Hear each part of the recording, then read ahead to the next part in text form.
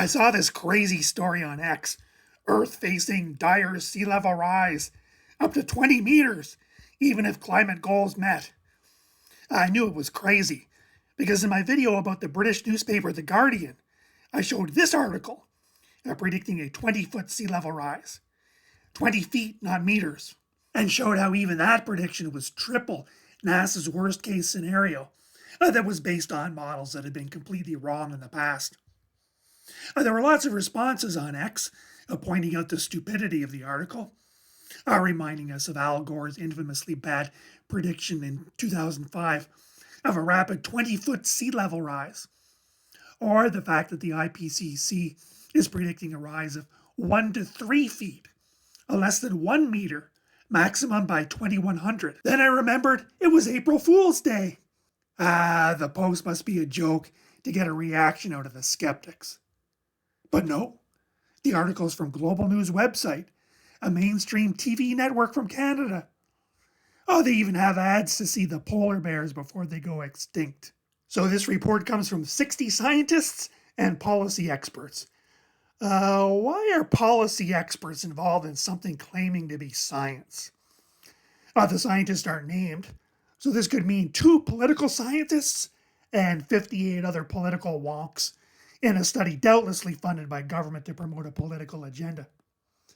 Since we don't know who these scientists are, we can't check their track record, and there's no explanation why this climate model predicts sea level rises more than 2,000% above predictions made by NASA and the IPCC.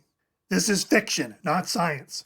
And the preface of the report is written by 2 politicians, who were certainly too busy to do a fact check, even if they wanted to. An honest reporter or her editor would have fact checked it, offering some balance by interviewing someone critical of the report, or at least a less hysterical activist. But sadly, global news isn't news, it's activism. And the only outside opinion in the article is from the UN global boiling guy, quoted 10 months before this article came out. A lot of high-paying UN jobs depend on people believing the fear narrative. And sea level rise is their favorite fear porn position. So let's look at some other famous people pushing the sea level fears. Starting with Al Gore, whose rhetoric sounds even more desperate and dramatic than it was 20 years ago. By 600,000 Hiroshima-class atomic bombs exploding every single day on the Earth. That's what's boiling the oceans. Gore once spent $9 million on an ocean view villa with no fear of sea level rise, although he now lives inland, burning 34 times more energy than average, 66,000 kilowatt hours a year just heating the swimming pool. And here's Bill Gates, the ironic author of How to Avoid a Climate Disaster. I'd probably have one of the highest greenhouse gas footprints of anyone on the planet. You know, my kind of personal flying alone is gigantic. And here's Bill's $43 million oceanside mansion. No fear of sea level rise there. And here's Leonardo DiCaprio, United Nations Peace Ambassador for Climate Change. It is a question of our own survival. This is the most urgent of times and the most urgent of messages. And he's owned 3 different oceanfront properties in Malibu. No fear of sea level rise? He's famous for burning carbon on yachts and private jets. Yeah, the same carbon that's supposed to make the sea levels rise. No fear, no urgency. This was the moment when the rise of the oceans began to slow and our planet began to heal. And here's Obama's property in Martha's Vineyard, right on the ocean, but nobody worries that rising sea levels will flood the place. After they bought it, they installed 3 propane tanks with 2,500 gallons of capacity. Yeah, use those fossil fuels rather than mess up the property with wind turbines. But hey, Obama also has a huge property in Hawaii.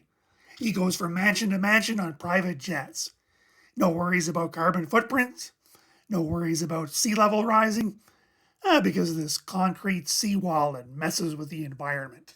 More recently, there's a U.S. envoy for climate change, John Kerry, criticizing Putin not for killing people, but for CO2.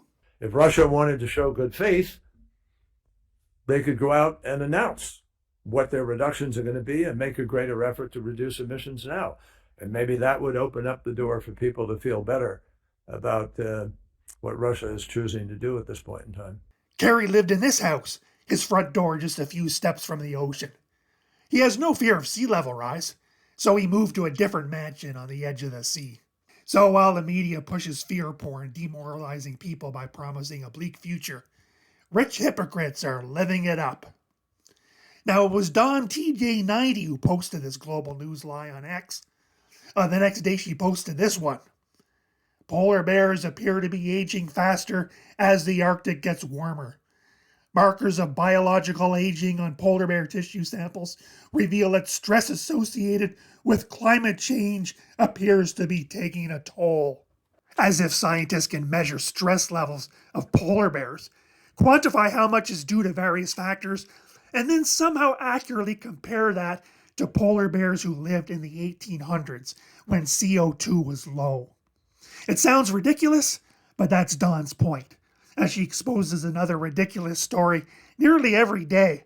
A junk science funded by government grants and political donors, often reprinted in mainstream media that sold their conscience to support a regime that scares young people into believing they have no future and should never own a car, travel abroad, or start a family because they will kill the planet. For more videos about hypocrites, check out the playlist Climate Change Superheroes.